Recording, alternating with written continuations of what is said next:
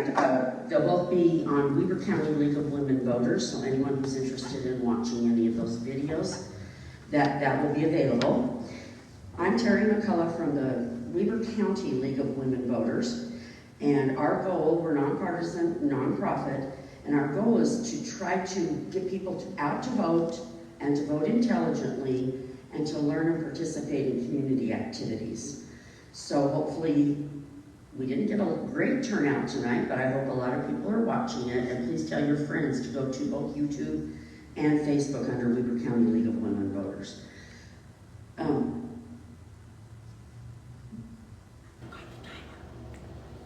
Over there. Okay, the way we do this is a question is asked. You're given 2 minutes at the beginning to introduce yourself. And once that's completed, I'll ask you a question and you get 1.5 minutes to answer. And at the end of the debate, it's not a debate really, at the end of the forum and your questions and answers, you will get 2 minutes to wrap up and tell the public why you think they should vote for you. We have 2 candidates here. Blake Moore is out of town, is the message that he left me. So these 2 are important. I think it's important to talk to you, so we're moving onward with them. Okay, I'll go ahead and start. Bill, you're first up. 2 minutes to tell all about yourself. Thank you. First, I'd like to thank the League of Women Voters for providing this opportunity. Okay, you've got to get that mic really, really close. Really close. Thank you to the League of Women's Voters for enabling this opportunity, and thank you to Dr. Cottom for making the time available this evening. The doctor and I also joined the League of Women's Voters event last night in Salt Lake. So it's great to make ourselves available to answer your questions. Again, I'm seeking the ability to serve you in Congress. My priority platform is Priority You, focusing on you, not special interests. You ending the divisiveness we currently have in the politics. You being Utah, family, faith, and freedom, and you being the USA in terms of our border security, our health care, our education systems and environment. My background is mostly in business, charity, and the community activities. I've been the CFO for large companies here in northern Utah. I'm an MBA from Utah State, so being local, and been a CPA for some public accounting firms as well in the area. So on the community side, we have Campbell Cares. Amy and I have been sponsoring the activities and events in our community to help sponsor other great organizations in improving lives. I'm also a member of 4 chambers of commerce between Cache, Weber, and just in Salt Lake. And it's great to be able to work with the communities, especially in support of local businesses, not local financial special interests.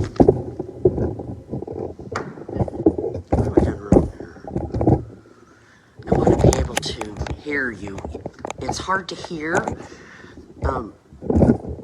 through any of these, so if you'll stick the mic right up next to your mouth, just take it out and put it right up next to your mouth so that people can hear you, that would be awesome.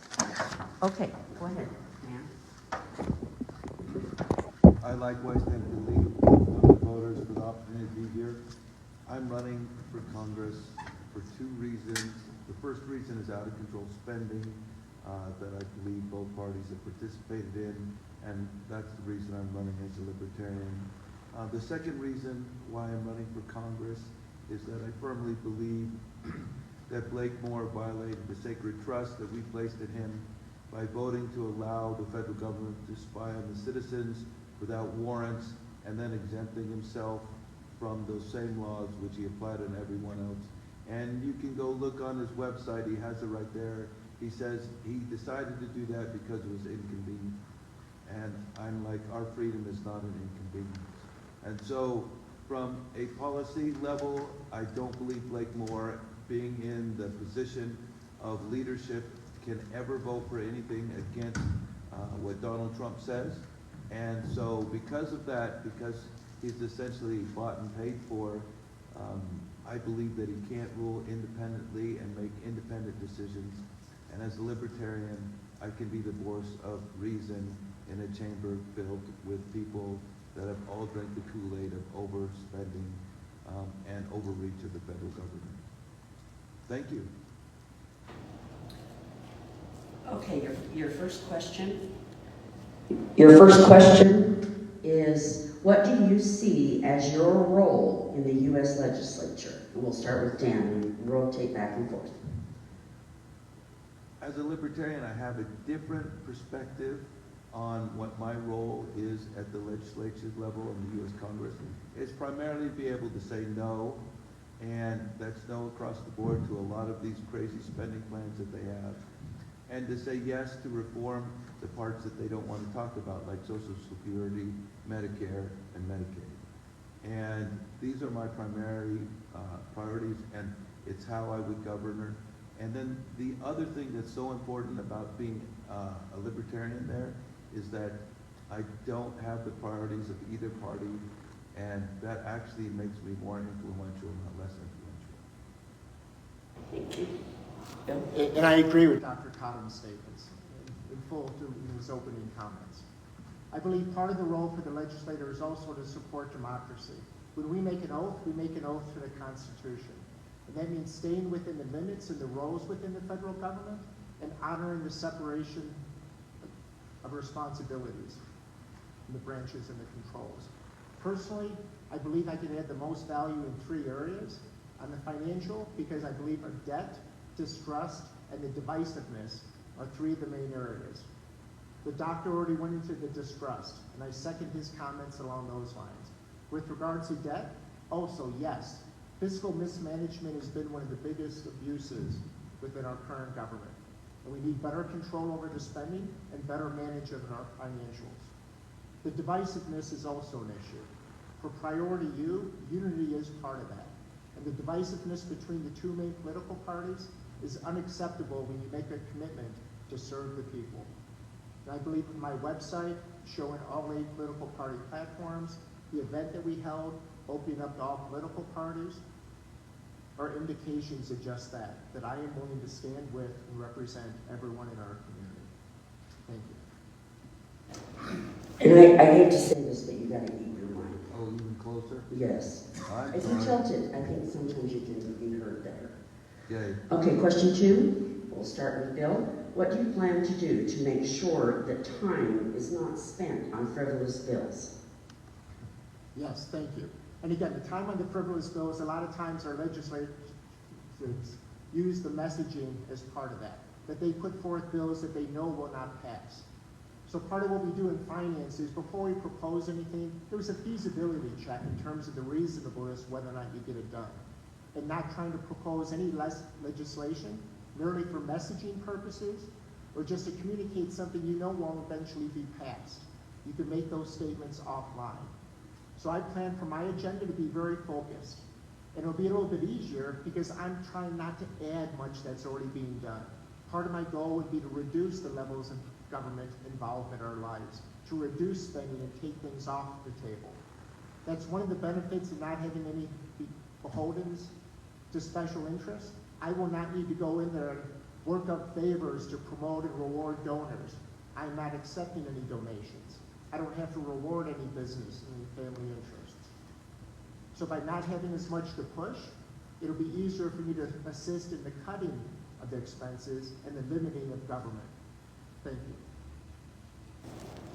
Ken? Well, I'm grateful for the question. However, the question was exactly that, what am I going to do to stop frivolous bills? The truth is that as the only libertarian in Congress, and bills are controlled from the House speakership, I really have very little power to stop that mill of endless bills that just go nowhere. I'm not trying to say anything, but when you join the House leadership, as Blake Moore's done, you can put out lots of bills that go nowhere, which is what he's done over and over again. And if you look at his website, you can see probably 20 or 30 bills that he's authored in the last year, and only about 2 or 3 have actually made it through. However, I just can't control the amount of time that they spend on frivolous bills, because that's held very tightly at the House speakership level, both with the Democrats previously and the Republicans now. Okay, thank you. The legislature is responsible for allocating federal funds. It's become a joke to the public every year that the government is going to shut down. What do you plan to do to stop this and put this action as a top priority so that we don't hear that? Everybody knows it's an empty threat or thinks it's an empty threat. How do we stop that? Well, I guess I have the opposite tack. As a libertarian, and we see the out-of-control spending every year, I'm telling people if they elect me, I'm gonna vote no for every budget that's not balanced. It's like when a 16-year-old goes up and says, Dad, I'd love to go to the party down the street. All my friends are going, and there's drinking. And you have to say no. She wants to be with her friends, but it's no. I think both parties have gone up to Congress, and it is a joke every single year. They all talk about raising taxes or cutting spending, and neither of those will balance the budget at all. And that is only addressing 26% of the budget. The rest of the entire budget is made up of interest at 8%, and the rest of it is all Medicare, Medicaid, and Social Security, which they've all said they won't touch. So they can't really be considered serious about the budget at any time, and so they're just going to continue to spend. So I guess my thing is I'm going to be the only one that's going to Congress that is just going to say no, so they know exactly where I'm voting ahead of time. Okay, thank you. Bill? I agree with the sentiment that a continuing resolution is simply a failure. When you hear candidates on the political trail, they talk about everything they like to do and all the positives. And yet when we reach the final budget stage, they give us two options. Either we can shut down the government or we can continue to do everything we're currently doing. That's not what we hear from them on the campaign trail. We need to be able to put a third option on the table that says, do what you promised to do during the campaign. Somehow they convince us that that's no longer an option, and we only have the option of either shutting down the government or just continuing things the way they are. And quite frankly, I believe most Americans do not want to continue things the way they're currently going. We do need to change. We need to improve the direction of the country. The only persons benefiting from a continuing resolution are the persons very happy and content with the status.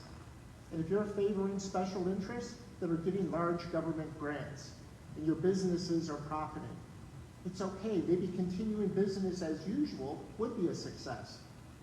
But for the average American, the continuing resolution is a failure, and we should stop it, and we should make it punishable to go ahead and even try to progress it. Thank you. Okay. You start again, Bill. Do you think that reproductive choice should be regulated at the federal or state level, and why?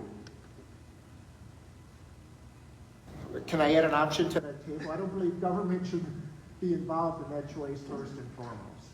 If there was a choice between the two, I always believe having matters solved more locally is better. The federal government should not get involved in as many issues. So if given those two choices, I would always choose local over federal. But personally, I believe politicians should not be involved in those decisions along those lines. We should try to guide. Yes, life is sacred, life is a blessing. But circumstances do exist in life, and we need to allow some freedoms and choices along those lines when those exceptions do arise. So thank you. Thank you. I love the question, and I have an answer for it, but I'm also going to be like Bill, put some caveats on this. The federal government is not the place for this, and the Supreme Court has already come down and said that. They've clearly come out and said this is a state-level issue. In their minds, that means that they're going back to the people and away from the federal government. And so I've told everyone that I will not vote for anything at the federal level that regulates abortion and abortion rights, because it is pointless. My views on it are pointless. This is a state-level matter and not a matter for the federal government. And fighting the Supreme Court on this, I think, is silly. So I just will not vote for anything pro or con with that. Okay, thank you. If you stop, you get to start again, which is awesome. What is your opinion on term limits for members of Congress? My opinion on term limits is I'm absolutely 100% for them. And I think, I'm not quite sure what the right should be, But I really do believe that we benefit as people cycle in and out. Maybe it's 6 years at a Congress or 8 years, but I believe there is value in that, cycling in and out. Okay. I also firmly support term limits. Again, I think part of representing the people is still being very active in understanding the community. And I think the longer you spend away in DC, you become more and more separated and away from the local issues. So yes, whether or not it's 4, 6, or 8 years, I'm open for discussion and negotiation on that. But definitely there should be term limits and it should cycle out. My favorite analogy is, again, running a track. Again, trying to do a mile, I was lucky to ever even try to do a 6-minute mile. The best runners now, individually, can do 4-minute miles, and I'm quite impressed with that. The only thing better than a 4-minute mile is doing it under 3 minutes. And the only way to do a mile under 3 minutes is the relay, where you each run a quarter mile, you sprint. You do everything you can, you go full speed, and then you hand off the baton to the next person. Trying to go in there and position yourself and spend 4, 6, 8 years building relationships, no. The people need action, and frankly, I think we're at a time in our country where we can't afford somebody looking at a long-term perspective in terms of their state. We need immediate, aggressive actions now. Oh, sorry. Bill, what's your opinion on the use of mail-in ballots? Mail-in ballots serve the purpose of making it easier and more convenient for everyone to vote. So I believe that's part of the benefit. But unfortunately, I do see some risks associated with it because it's not necessarily the best controlled process. So I think there are further ways we can do to go ahead and improve the mail-in balloting process. Now, I have done tours both in Ogden or Weber County, Ricky Hatch did it, and in Davis County, it was Brian McKenzie. So they've implemented some controls over the processes, so our voting system has improved in terms of the integrity. But ultimately, yes, I do believe we need to continue the controls, and I do have faith in the election process, the final results. Thank you. Okay. I think mail-in ballots are great. I support mail-in ballots in every way, shape, and form. And Bill didn't say anything I don't agree with, so I'm going to leave the balance of my time for the next question. Okay. What do you see as of retirees? That's a great question, and it's one neither party wants to address. But I'll tell you right now, the first thing that we need to do is we need to raise the Social Security retirement age. That's the first thing. It needs to go up about 3 to 5 years. That can go over a long phase-in process, but it has to happen. The next thing that we should do with Social Security to make sure it gets a better rate of return is we need to allow people, at least part of this, 25 to 50% of it, to be invested in standard mutual funds and index funds. They have a much better rate of return. And we've shown in programs like this, done by countries around the world, returns are much better and the retirements are much better. And the last thing that we need to do with our Social Security funds is that we need to write a law that prohibits the federal government from borrowing from Social Security. What's happening is they become addicted to this cheap flow of funds, and it just corrupts the government completely. So we need to X this off, cross it off, it's not a thing, and that's my idea of what we should do with Social Security today. Thank you. Yes, I agree with the doctor's statements as well. I do believe because longevity's been increasing, we should gradually increase the retirement age. And like we currently have, some type of incentive if you defer the individual payments. I do not support increasing the taxes on Social Security, nor cutting the benefits, but I do believe we have opportunities to increase the efficiency on the administration side. And the other comment that the doctor referenced that I agree to is, again, yes, we should not be tapping into the Social Security funds for other purposes. Those should be preserved for the people that have donated to it and contributed from their hard work. Okay, thank you. A current issue right now is the misuse of welfare funds. What suggestions do you have to guarantee that funding is being used where the need is the greatest? So I believe I'm first? Yeah, I think you're first. Okay. Yes, unfortunately, there has been significant fraud associated with the welfare process. First and foremost, we need to ensure that everyone that is entitled to it secures the benefits.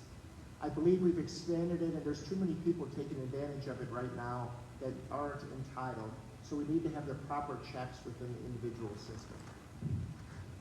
Candidate Moore had already expressed he believed in terms of the spending in the programs that over the last 10 years, there's been $2.7 trillion in fraud within the government, which I appreciate that recognition because that gives the scope of magnitude to the problem.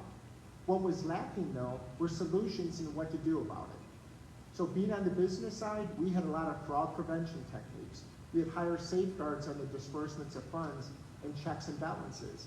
And before any of the expenditures went out, we had a very efficient process for mailing in and following up on the recipients to decrease the fraud.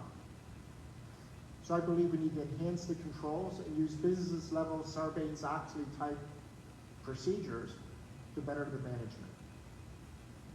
management. Well, I'm grateful for the question, and what Bill has said is not going to say anything that he said is incorrect, because it's completely correct. However, I'm just going to add the caveat to what he said, is that the way that we administer welfare funds is we give block grants to the states, and then they do what they want. So as much as I would love to tell you, I wish there was a way that I could control fraud and abuse from the federal level, it has to be state mandated and controlled at the state level. So I don't imagine that I'm going to be voting on anything that would be pertinent to this discussion unless they change the way that they do funding and move that control back up to the federal level. Okay. Just to say the gentleman's comments on the process is correct. Yeah. I was jumping to the next point, but his comments were actually more accurate. And what is your opinion of the use of tariffs as a source of funding? You know, as a libertarian, I just shudder when I hear Kamala Harris and Donald Trump speak. The level of incompetence around economics matters is just completely mind-blowing. Donald Trump has this mistaken belief that tariffs are somehow good.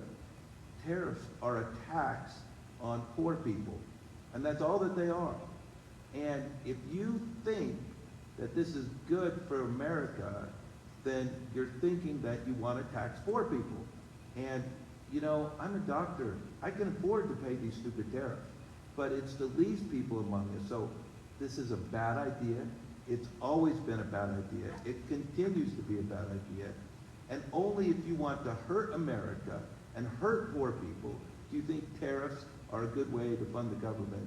And I think if you look at the Constitution, the spending power and the tariff power reside within Congress. I don't know how I would get Congress to take this back, but when we gave this over to the executive branch and said, listen, you handle this, it was stupid, it was dumb. There is no such thing as a good tariff, and there never will be. I agree tariffs are taxes, especially on the people with less income. So that obviously needs to be avoided. Our monthly trade deficit is close to $70 billion. So the reality is, unless we have local capability, any additional charges or costs on those $70 billion in tariffs are immediately passed on to the end consumers. Now, I would support improving some of the local businesses to localize it, especially in energy, food, and healthcare, so we don't import any of that. I would also focus some efforts that, as I do not support our tariffs, I would do everything within my power to stop other countries from assessing tariffs against our businesses, because we should be allowed to equally compete on a fair basis to selling within their regions as well. Okay, staying kind of on the same topic, what kind of ideas do you have to balance the budget? You first or me? I think It's that's, Bill. okay, Okay. thank you. Yes, balancing the budget is obviously critical. First and foremost, when candidate Moore first went into Congress, one of the first actions they did was remove the earmarks ban. We need to reinstate that ban. We should not be giving earmarks to anyone. That's simply a way for the Congresspersons to reward their special interests. We need to make it everything visible And that's why I also support single line item legislation. The second thing I do along those lines is have what I'm referring to as the financial SOS. The first S is sunsets. All government programs should have an expiration date on which it's reviewed and not automatically renewed. I believe it was Reagan that had stated, the closest thing we have on earth to eternity is a government program. That's because once it starts, it's on an automatic renewal basis, like a lot of us may have our memberships. We need to stop that, have a review period, and if it's not meeting the expectations, that program should end. The O is for offsets. If any new spending arises, we should, and if we agree to do it, we should decrease the lowest priority spending. We should not be adding supplemental bills. And the S, final S in the SOS is the single line item legislation. Again, a lot of times with those huge omnibus bills, they just go ahead and add these little things in these 100-page bills, the earmarks. Okay, thank you.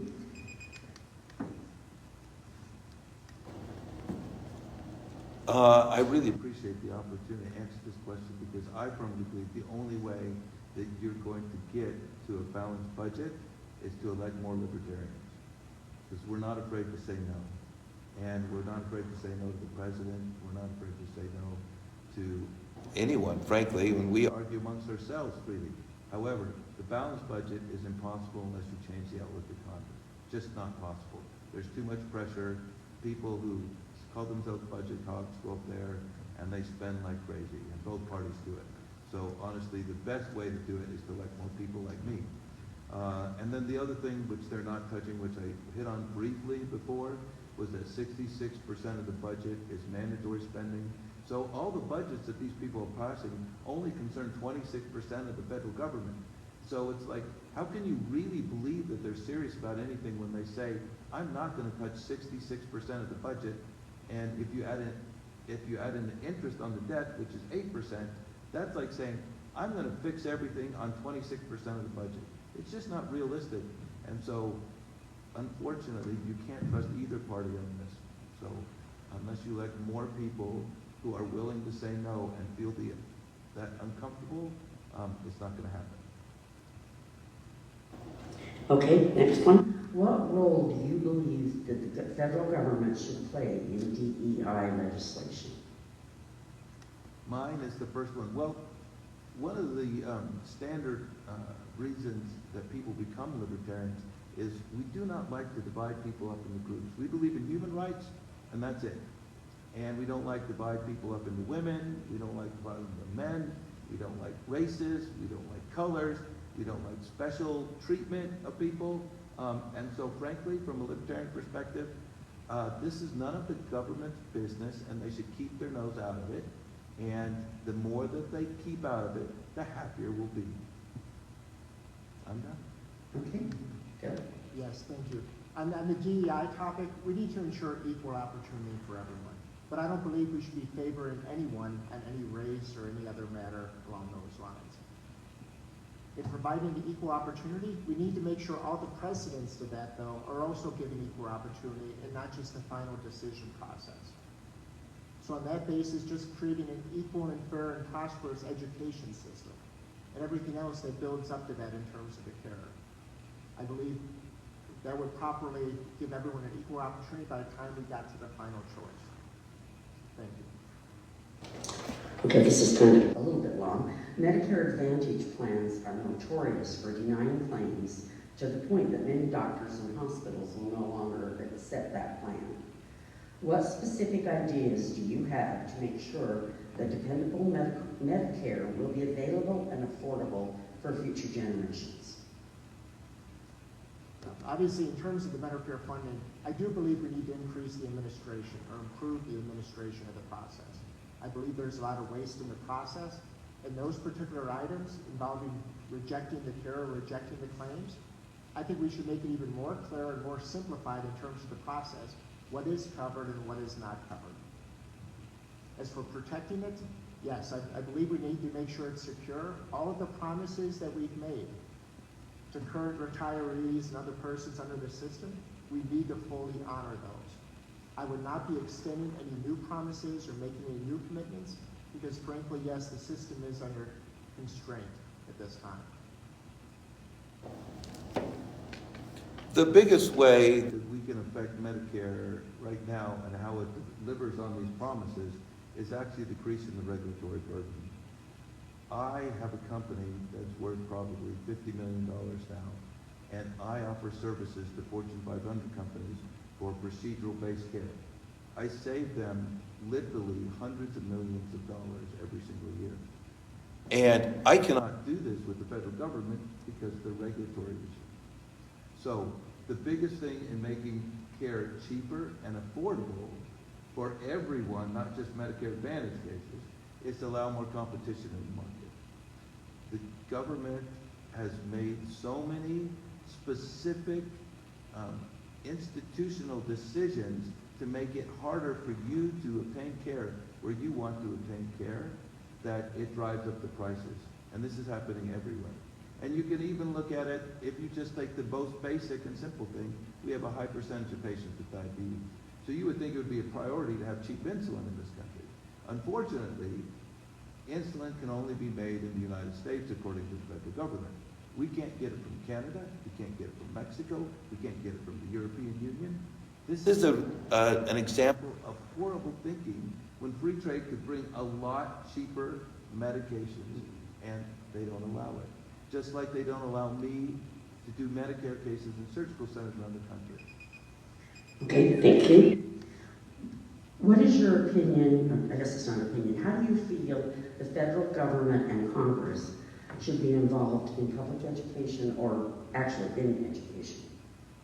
I honestly believe education is something that should be left to the state and local level, and I don't believe the federal government has any role in it. Okay, thank you.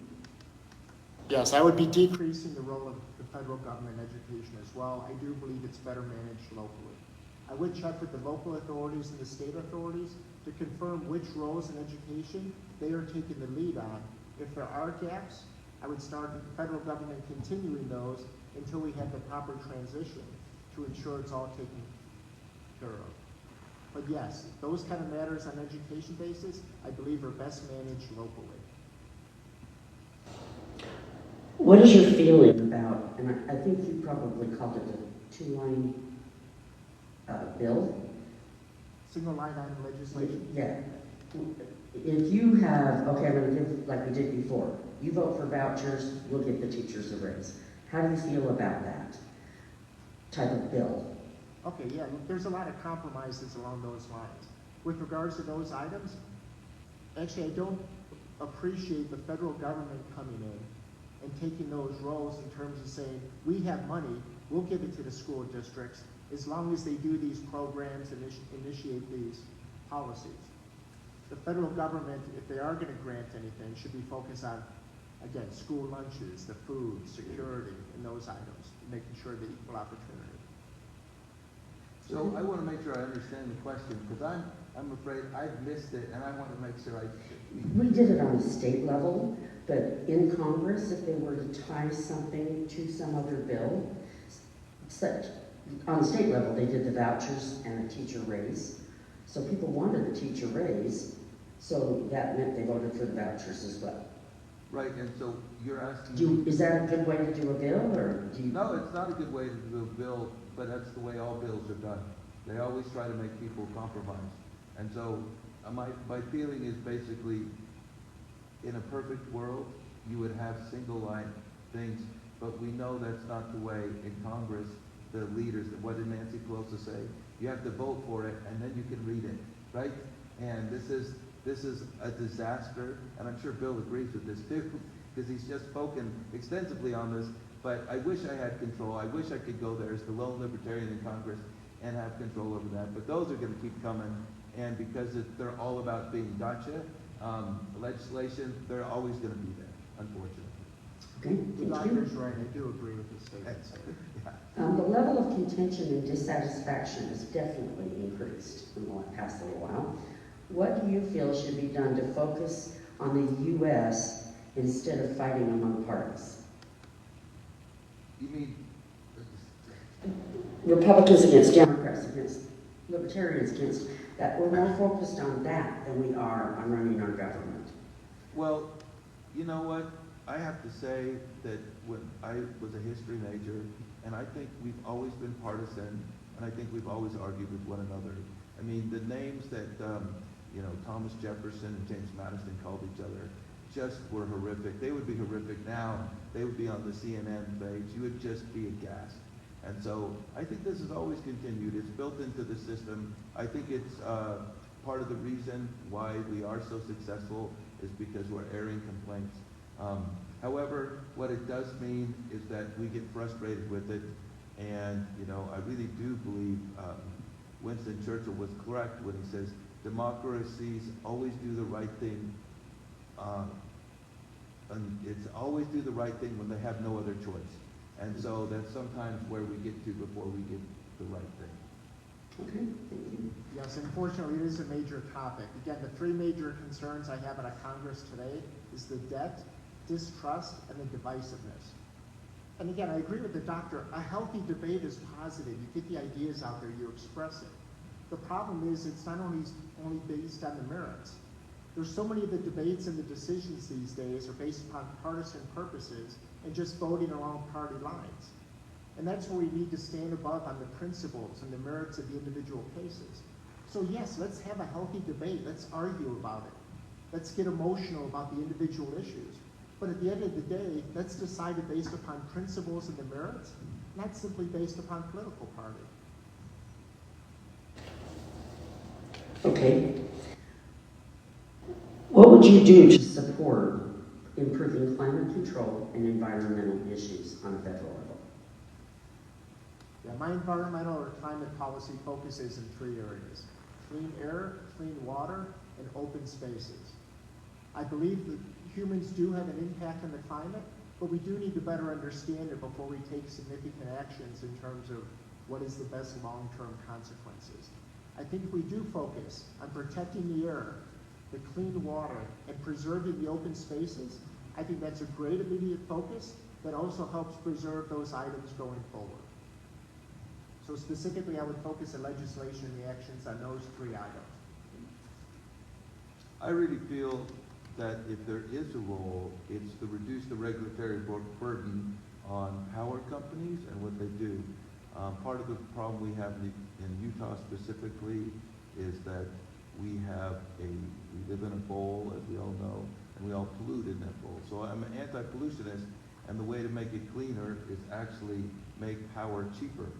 And to the extent that we can add natural gas and nuclear options, that is fabulous. But right now, the problem is that there's so much regulatory burden. This is actually slowing down the pace of change that should occur. What we need is clean power, and whether that comes from wind, solar, hydroelectric, nuclear, natural gas. The truth is that we're making it far too hard for companies to tie into the grid and reduce the level of pollution. So it would be an anti-regulatory statement. Yeah, if I can supplement the gentleman's comments. If you can, if he can. Oh, he can. I don't care. Bill's not going to say anything I'm upset about. Yeah, I was actually agreeing with the gentleman. I was saying there's a lot of exciting technologies and innovations out there that can accomplish that. Okay. So there's several reasons to be positive about the future, because as the doctor was stating, it's going to become easier and easier and more efficient to pursue those policies. Okay. Dan, other comments? Well, the only other thing that I would say is that, wealthy countries have clean environments and poor countries don't. And if you want the country to have a horrible environment, you slow down the business environment. As countries become rich, they become cleaner. And so everything we can do to assess and let businesses grow and compete, what we find is that as we grow and get richer, the pollution actually becomes less. And you can even look at that in Utah.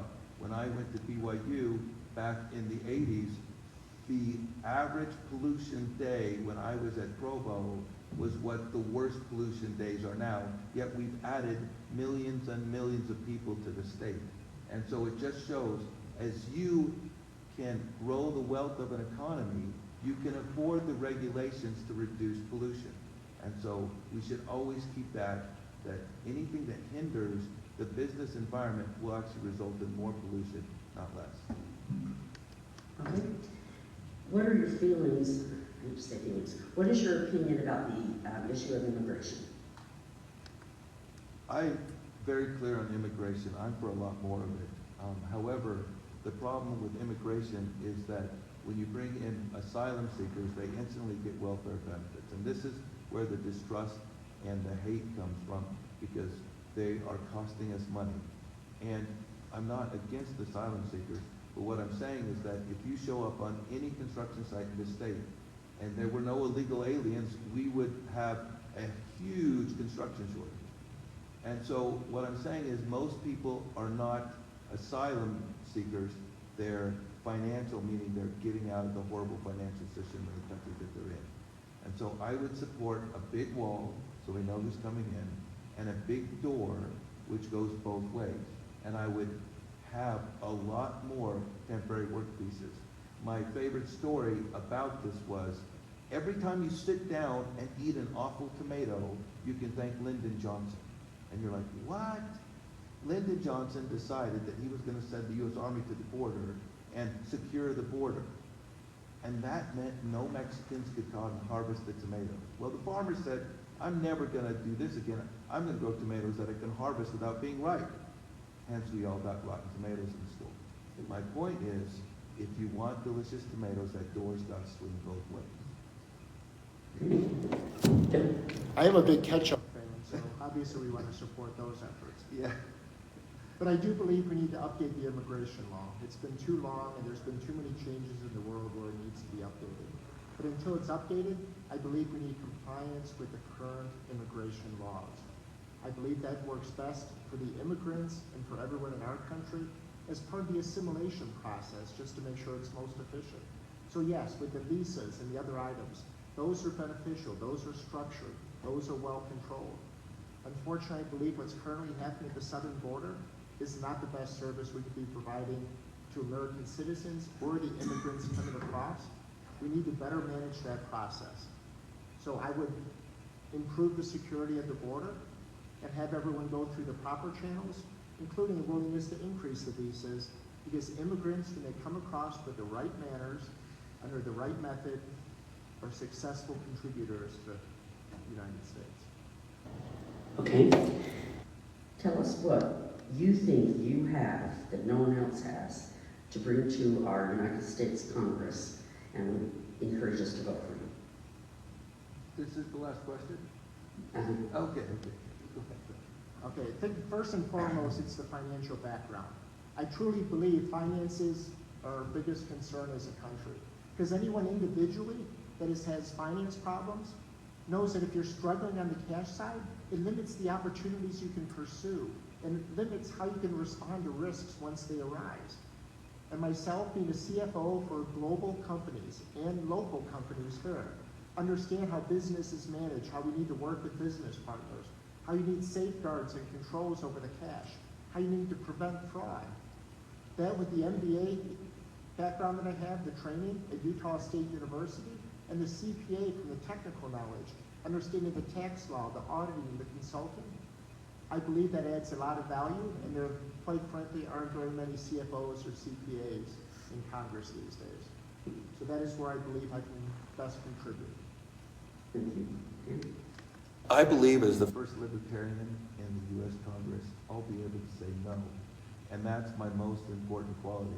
I'm not beholden to either party system, and so I can bring a fresh perspective on the debt, on mandatory spending, on the interest, and I don't need to climb the ladder of success through the party system there, and I can bring sanity, and much like you have to hear it before you do it, I have to go up there and voice it and live it, and people will follow. And so rather than being a minority person in a big house, I think it'll make me into a leader in the house rather than a follower. Thank you. Okay. Last 2 minutes. You get 2 minutes to tell us why you're the best candidate in the whole wide world. We'll start with Dan. you know, I don't know that I'm the best candidate in the whole wide world, but I am ready to serve and I am willing to serve. It's been a wonderful life. I do agree with Bill. I think the best days are ahead of us. I sound like a pessimist, but I'm a complete optimist. I think we still have the best country in the world and the best place to live. And of the place to live, I think Utah is by far and away the best. So I'm happy to represent it and be part of it. And like I said, libertarians are a fresh voice. You know, we've been voting for two parties for 100 years now. We owe almost all of our current mess to them. Why not try someone new? Thank you. Thank you. Bill? Yes, thank you. And again, first let me thank the gentleman, because I believe the first part of it is actually showing up. And Dr. Cotton has shown up repeatedly to these events and answered any questions that have arisen. And I applaud his optimism as well. And I can assure you it's not just on camera. Our discussions on the side are optimistic. And that's the attitude that we need, the change, that we cannot continue going the direction that we're going. We need dramatic change. And unfortunately, the current politicians and our representatives are not providing that. They are serving special interests. And we need to make it for the people. Just as an example, one of the bills that were recently put forward, the For the People Act, was supposed to limit the special interest influence. It was supposed to make it more transparent what was happening in government with the decisions and how decisions were being made. The incumbent voted against that. Who would vote against reducing the influences of dark money and making things more transparent? I can assure you, people that show up and answer your questions are willing to. Personally, I believe Priority U and my platform and my belief, my principles, stand for that. Because once we prioritize the individual rather than special interests, once we focus on the unity aspects, even if we debate, it's not based upon political preference, the debates are based upon principles. We can end the divisiveness. And being here in Utah, I believe we live in the greatest state in the nation. So what we represent in terms of the family, faith, and freedom, that needs to be reinforced. And with everything going on these days, the last year's the USA, I believe we get too involved in international and other matters. And we need to focus on ourselves. We talked about border security. We talked about healthcare, and I applaud the doctor beyond the political comments. I know he does great contributions in the healthcare arena. If we do that in education and other items, our nation will be best served. Thank you. Thank you. Thank you both for coming tonight. Again, have anyone watch it on Facebook or on YouTube under Weber County League of Women Voters. And I appreciate your answering questions, and drive home safe.